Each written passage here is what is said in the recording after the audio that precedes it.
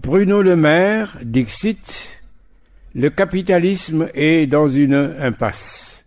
Droit dans ses bottes, toujours fier et courageux de ses opinions, le ministre français de l'économie et des finances serait vite traité de révisionniste et considéré comme tel s'il n'avait pris le temps et la précaution de s'expliquer avec peut-être une idée derrière la tête. Le capitalisme, précise-t-il, ne peut plus se donner comme seul objectif de générer du profit.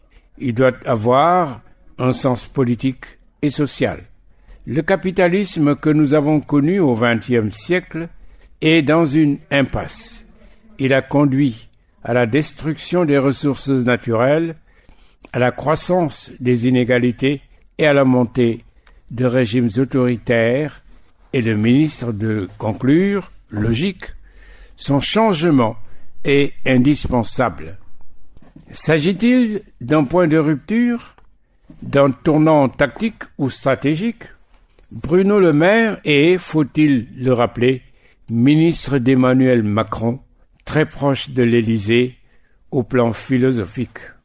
L'essentiel des pays africains de l'Ouest, en ce moment, est à la manœuvre dans le chantier monétaire de l'écu, ou l'éco, ou le CFA.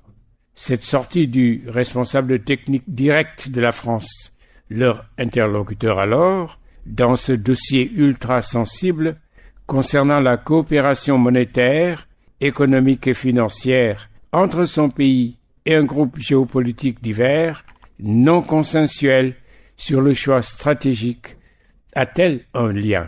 La CEDEAO, il faut bien le reconnaître, est une vieille organisation qui a fêté ses 45 ans dans la diversité linguistique, culturelle, monétaire, mais qui a su se faire une identité et un rayonnement avec 4 langues de travail, français, anglais, arabe et portugais, 350 millions d'habitants et un PIB de plus de 680 milliards de dollars. À titre d'exemple, sur son attractivité, le Maroc, qui n'est pas peu, n'attend que le feu vert pour son adhésion à ce pavillon intergouvernemental africain. Aujourd'hui, dans le monde, les relations de coopération entre États obéissent ipso facto, de part et d'autre, aux alliances dont les uns et les autres peuvent se prévaloir. C'est cela, le poids de la géopolitique. Attendons de voir si cette réflexion publique du ministre français Bruno Le Maire suscitera ou pas des réactions et des idées dans l'Hexagone ou en Afrique.